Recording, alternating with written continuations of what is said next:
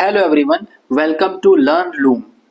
आज हम लोग डेली लाइफ में मास और वेट का बहुत यूज करते हैं, तो उसमें क्या डिफरेंस है इसको समझते हैं कि हम इसको कैसे डिफरेंशिएट कर सकते हैं कि मास क्या चीज है और वेट क्या चीज है। चलिए शुरू करते हैं। मास जो होता है इसको हिंदी में कहते हैं द्रव्यमान। इसको क्या कहते हैं? द्रव्यमान। और वेट होता है इसको कहते हैं भार। तो द्रव्यमान और भार में क्या अंतर है?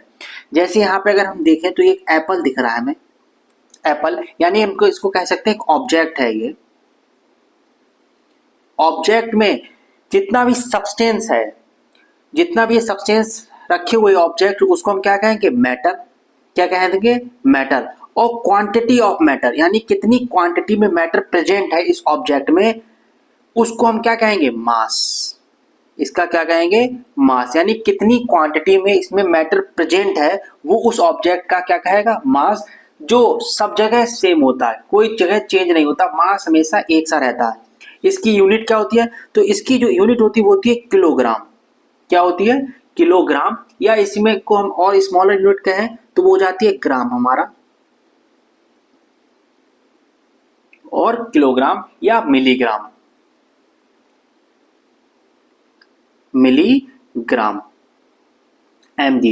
यानी जो मास होता है वो क्या होता है? किसी ऑब्जेक्ट की कुल क्वांटिटी कितना वो है उसको हम कहेंगे उसका मास। इसको मेजर करते हैं किलोग्राम में, ग्राम में या मिलीग्राम में। लेकिन जो वेट होता है वो क्या होता है? जब कोई ऑब्जेक्ट जिसमें मास है उसको अर्थ अपनी तरफ खींच रही है, यानी कि ग्रेविटेशनल फोर्स लगा रही है। क्या यूज कर रही है? ग्रेविटेशनल फोर्स के साथ उसको अपनी तरफ खींच रही है। यानी इसको क्या कर रहा है? मास है इसमें और जी ग्रेविटेशनल फोर्स इसको अपनी तरफ खींच रही है, तो वो हमारा क्या बन जाता है? वेट। उसको हम कहते हैं वेट। यानी वेट क्या होता है? वेट एक फोर्स होता है। वेट क्या होता है? फोर्स। तो जिसको हम समझते हैं कि ये फोर्स है मेरा, या मास समझते हैं, वो हमारा क्या होता है? फोर्स, जिसमें जी इंक्लूड होता है। यानी हमारा जो मास है उसमें जी इंक्लूड हो जाता है, तो वो फोर्स बन जाता है, जिसको हम कह देते हैं वेट यानी कि भार। इसलिए इसकी यूनिट हो जाती है न्यूटन। तो जो हम लोग किलोग्राम कहते हैं वो एक्चुअली में ग्रेविटी के साथ में वेट बन जाता है हमारा, यानी भार हो जाता है, यानी न्यूटन हो जाता है वो।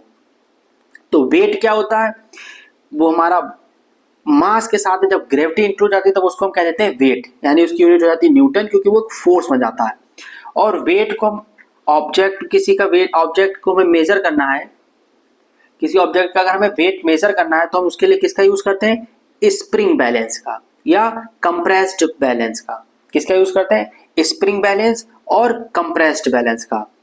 तो इसके थ्रू हम क्या मेजर करते हैं? Earth gravitational pull on object.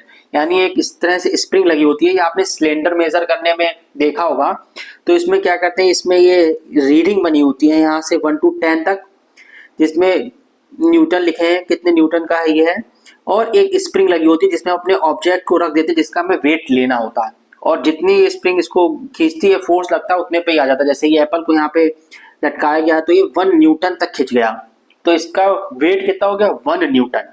ये तो अगर हम लोग इसको समराइज करें तो जो भार होता है वो क्या होता है? यानी भार यानी कि जो वेट होता है वो होता है मास, जिसके साथ में ग्रेविटी उसको अपनी तरफ खींच रही है। और जो मास होता है वो क्या होता है? वो क्वांटिटी होती है, सबसे भी कितनी क्वांटिटी है।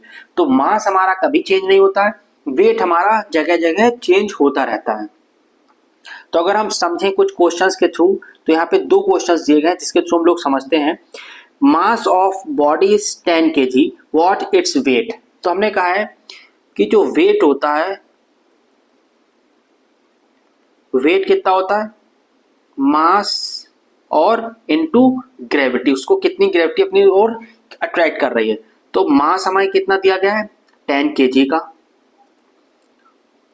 इनटू ग्रेविटी इसमें कितनी इंक्लूड हो गई? तो ग्रेविटी कितनी होती है? 9.8 मीटर पर सेकेंड स्क्वायर से, तो 10 × 9.8 यानी 98 न्यूटन। ये हमारा क्या है? इसका वेट है। और अगर एक दूसरा क्वेश्चन अगर हम देखें, what is the mass an object whose weight is 98 newton. तो 98 न्यूटन का मास दिया है, वेट दिया गया हमें। तो वेट फॉर्मूला हमारा ये रहेगा, is equal to mass into gravity. Mass पूछा गया है तो वेट अपॉन ग्रेविटी हो जाएगा 98 अपॉन 9.8, पॉइंट से 0, 98 98 cancel, mass is equal to 10 kg। ये। तो मास और वेट में ये डिफरेंस हो जाता है। चलिए ठीक है, थैंक यू सो मच।